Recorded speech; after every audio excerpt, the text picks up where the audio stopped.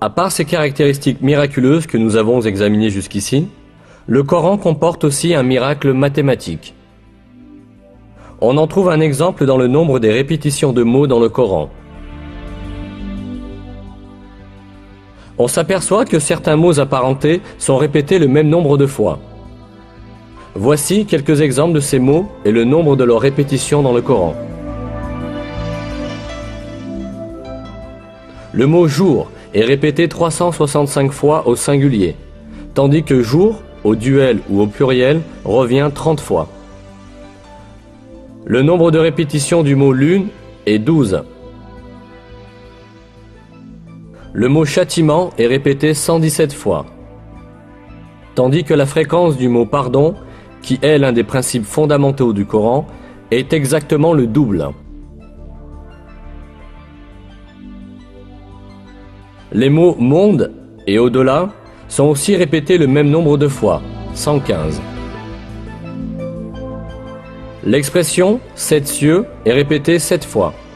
La création de cieux revient aussi 7 fois. Le mot « iman » foi, sans génitif, est répété 25 fois dans tout le Coran, de même que le mot « kufr » mécréance ou négation de la vérité. Le mot « zakat » est répété 32 fois.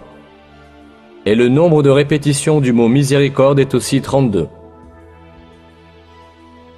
L'expression les vertueux est employée 6 fois, tandis que les libertins est employé moitié moins souvent, c'est-à-dire 3 fois. Être humain est employé 65 fois, et on obtient le même nombre en additionnant le nombre de fois où sont mentionnés les stades de la création de l'homme.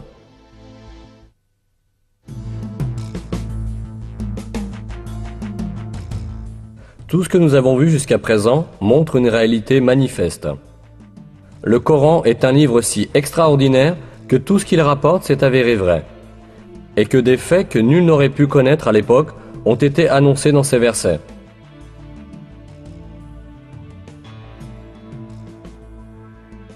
C'est assurément la preuve certaine que le Coran n'est pas une parole humaine.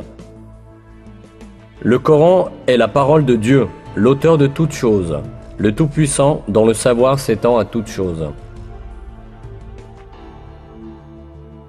Dans un verset, Dieu nous dit sur le Coran : « S'ils provenaient d'un autre que Dieu, ils y trouveraient certes maintes contradictions. » Non seulement le Coran ne contient pas de contradictions, mais chaque information qu'il apporte révèle, chaque jour un peu plus, le miracle de ce livre divin. Il appartient à l'homme de s'attacher fermement à ce livre divin révélé par Dieu et d'en faire son seul et unique guide. Dans l'un des versets, Dieu nous lance cet appel.